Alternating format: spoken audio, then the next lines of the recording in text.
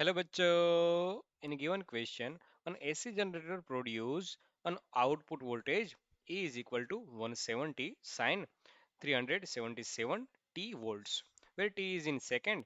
The frequency of AC voltage is। तो इस question को करने के लिए की कंसेप्ट क्या है डिस्कस कर लेते हैं। की कॉन्सेप्ट की कॉन्सेप्ट ये है कि जो दी गई इक्वेशन है उसको और जो ओरिजिनल इक्वेशन होती है एसी सर्किट में वोल्टेज की, दोनों को आपको कंपैरिजन करना आना चाहिए। कौन सी इक्वेशन होती है? V is equal to V zero sine omega T. ठीक है, कुछ इस तरह से होती है। हाँ, इस इक्वेशन को हम लिख सकते हैं E के टर्म में।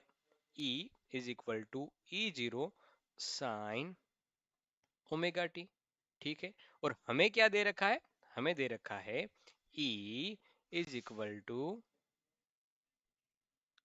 E is equal to 170 sin 377 t।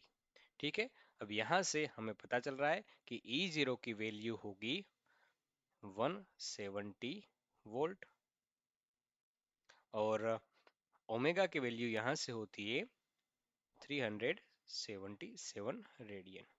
ठीक है, इतनी बातें हमें कंपैरिजन से पता चली। एक ये की पॉइंट है जो हमें आना चाहिए, और दूसरा की पॉइंट है कि ओमेगा का जो फॉर्मूला होता है वो पता होना चाहिए। ओमेगा इज इक्वल टू होता है 2 पाई एफ। इनका ही यूज करके हम क्वेश्चन को सोल्व करेंगे। तो करते हैं क्वेश्चन को सोल्व। फ्रीक्वेंसी निकालनी है हमें, तो फ्रीक्वेंसी होती है omega is equal to 2 pi F. तो फ्रीक्वेंसी वहां से हो जाएगी frequency F is equal to omega by 2 pi. हमने कंपैरिजन करके देखा कि ओमेगा की वैल्यू आ रही है 377, 2 का 2 और पाई की वैल्यू 3.14। तो यहाँ से हमारा फाइनल आंसर आ रहा है समथिंग समथिंग 60 हर्ट्स। तो सही आंसर, सही विकल्प हो जाएगा बी। आशा करता हूँ आपको समझ में आया होगा। Thank you.